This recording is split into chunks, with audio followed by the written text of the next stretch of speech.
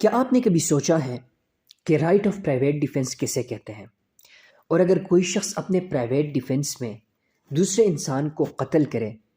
تو کیا اس نے جرم کیا ہے یا نہیں؟ یا کون کون سے ایسے مواقع ہیں جس میں آپ اپنے پرائیویٹ ڈیفنس میں کسی دوسرے انسان کو قتل بھی کر سکتے ہیں؟ ناظرین، جب آپ خود کو بچانے کے لیے دوسرے شخص کو مارتے ہیں یا اس کو زخمی کرتے ہیں تو آپ اپنے ڈیفنس میں یہ سب کچھ کرتے ہیں، اور یہی ہمارا حق ہے کہ اگر ہمارے ساتھ کوئی لڑے، ہمارے ساتھ جھگڑا کرے یا ہمیں مارنے کی کوشش کرے تو ہم اس کے اس ایکٹ سے پہلے پہلے اس کو زخمی کرے یا اس کو مارے یا اس کے ساتھ جھگڑا کرے۔ اور اس میں صرف یہ نہیں ہے کہ اگر آپ کی جان کو یا اگر آپ کے جسم کو کوئی خطرہ ہے تو آپ اپنا رائٹ آف پرائیویٹ ڈیفنس استعمال کر سکتے ہیں۔ اگر آپ کی پراپرٹی کو بھی کوئی خطرہ ہے، یعنی اگر آپ کی موویبل پراپرٹی ہے، اگر آپ کے پاس کوئی چیز ہے اور دوسرا انسان اس کو چرانے کی کوشش کر رہا ہے، رابری کمٹ کرنے کی کوشش کر رہا ہے، تب بھی آپ کے پاس اس شخص کے خلاف رائٹ آف پرائیویٹ ڈیفنس ہوگا۔ اس کے ساتھ ساتھ یہ بھی ہو سکتا ہے کہ آپ کے جسم کو کوئی خطرہ نہ ہو، لیکن آپ دیکھ رہے ہیں دو لوگ آپس میں لڑ رہے ہیں، تو یہاں پہ اس تیسرے شخص کو بچانے کے لیے بھی آپ کے پاس رائٹ آف پرائیویٹ ڈیفنس ہے۔ یہ سچ ہے کہ اگر آپ نے پرائیویٹ ڈیفنس میں کسی دوسرے شخص کو زخمی کیا یا اگر کسی دوسرے شخص کو مارا تو آپ نے کوئی جرم کمٹ نہیں کیا، لیکن اس کا ہرگز یہ مطلب نہیں کہ ہر چھوٹے سے خطرے پہ آپ جا کے کسی کی جان لے سکتے ہیں۔ اس کے بارے میں ہمیں قانون نے بتایا ہے کہ کون کون سے ایسے مواقع ہیں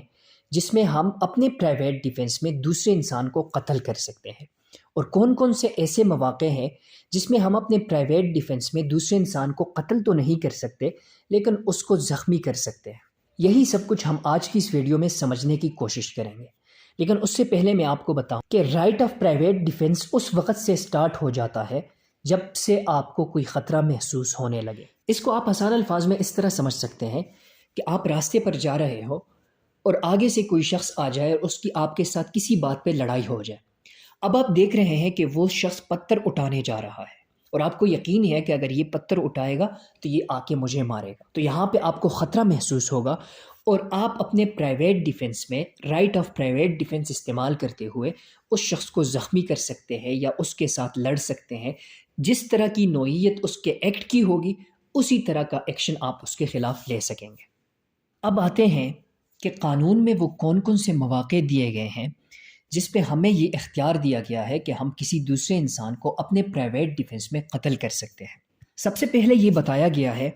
کہ اگر ہمیں یہ خطرہ محسوس ہو کہ کوئی دوسرا شخص ہمیں مارنے والا ہے، یعنی اس دوسرے شخص کی ہاتھ میں پسٹل ہے، اس کے ہاتھ میں کوئی ایسی چیز ہے جس سے ہمیں یقین ہے کہ یہ شخص ہمیں مار دے گا، تو اس کے خلاف ایسی سچویشن میں ہمارے پاس اپنا رائٹ آف پرائیویٹ ڈیفنس استعمال کرتے ہوئے یہ اختیار ہوگا کہ ہم اس دوسرے شخص کو قتل کریں۔ دوسرا یہ کہ ہمیں یہ یقین تو نہیں کہ یہ شخص ہمیں مارنے والا ہے یا نہیں، لیکن ہمیں یہ یقین ہے، یہ خطرہ محسوس ہو رہا ہے کہ یہ جو سامنے والا شخص ہے، اس نے اگر یہ ایکٹ کمٹ کیا تو مجھے بہت بڑا زخم پہنچ سکتا ہے اور اس زخم کی وجہ سے میرے جسم کا کوئی حصہ ڈسیبل بھی ہو سکتا ہے۔ تو ایسی سچویشن میں بھی ہمارے پاس رائٹ آف پرائیویٹ ڈیفنس استعمال کرتے ہوئے اس شخص کو قتل کرنے کا اختیار ہوگا۔ تیسرا یہ کہ ہمیں یہ خطرہ محسوس ہو